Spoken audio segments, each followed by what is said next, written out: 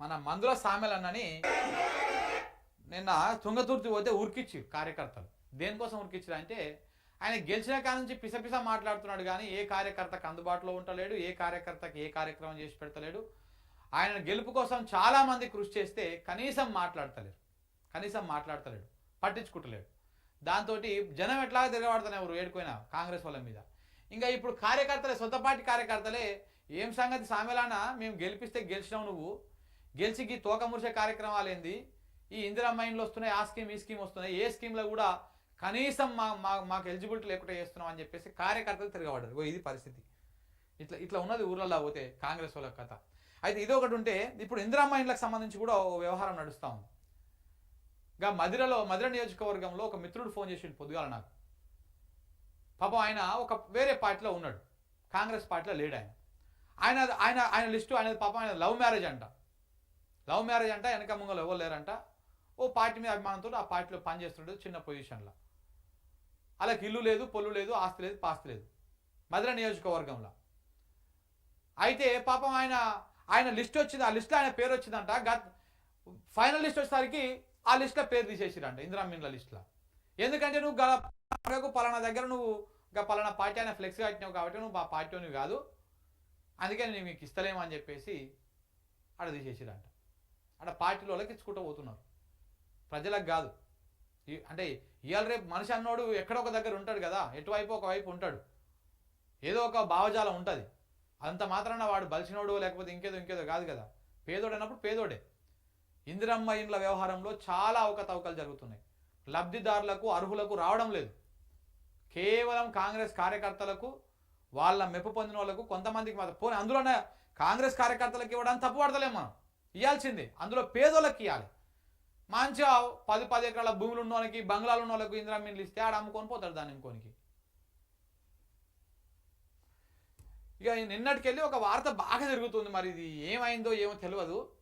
అయితే నిన్న ఈ మల్లు రవి, బండ్ల కృష్ణమోహన్ రెడ్డి కార్లో కొట్టుకురంట. మంత్రి పొన్న వాళ్ళనే ఉన్నాడు, మన పొంగులేటి అలానే ఉన్నాడు. అలా ఉంటే కొట్టుకున్నారంట, రక్తాలు వస్తాడు కొట్టుకున్నారంట. నేను చాలా ఛానళ్ళు కూడా ఇచ్చిన ఈ వార్తని. ఈ కొట్టుకోవడం ఏందో నాకు చిన్నపిల్లలు కొట్టుకున్నట్టు, పిప్పర్మెంట్ల కోసం, చాక్లెట్ల కోసం కొట్టుకున్నట్టు ఈ కొట్టుకోవడం ఏందో అర్థం కాలే. కొట్టుకోవడం ఏంది? ఇగో మంత్రి గారి కారులో ఎమ్మెల్యేని కొట్టిన ఎంపీ ఎవరిని? బండ్ల కృష్ణమోహన్ రెడ్డిని ఈయన మల్లు రవి కొట్టాడు. నాగర్ కర్నూలు ఎమ్మెల్యే. మహబూబ్ నగర్ జిల్లా కాంగ్రెస్ నేతల కుమ్ములాట. మంత్రి పొంగులేటి శ్రీనివాసరెడ్డి కారులో ఎమ్మెల్యే బండ్ల కృష్ణమోహన్ రెడ్డిని కొట్టిన ఎంపీ మల్లు రవి తిరిగి ఎంపీ మీద దాడి చేస్తే బండ్ల కృష్ణమోహన్ రెడ్డి. గద్వాల కాంగ్రెస్ నాయకురాలు సరితా తిరుపతయ్యను స్టేజ్ మీదకు రాకుండా, ప్రభుత్వ పార్టీ కార్యక్రమాల్లో పాల్గొనకుండా అడ్డుకుంటున్న ఎమ్మెల్యే బండ్ల కృష్ణమోహన్ రెడ్డి. ఇప్పటికే పలుసార్లు ప్రోటోకాల్ రగడ కాగా సర్ది చెప్పాలని చూసిన మంత్రి జూపెల్లి. ఇటీవల రైతు అవగాహన సదస్సులో గొడవ కాగా మంత్రి పొంగులేటి కారులో గన్మెన్లను దించేసి మల్లు రవి, ఎమ్మెల్యే బండ్ల కృష్ణమోహన్ రెడ్డితో కలిసి వెళ్ళగా ఓడిపోయిన సరితా తిరుపతిని ఎలా ఎంకరేజ్ చేస్తారంటూ వాదనకు దిగిన బండ్ల కృష్ణమోహన్ రెడ్డి.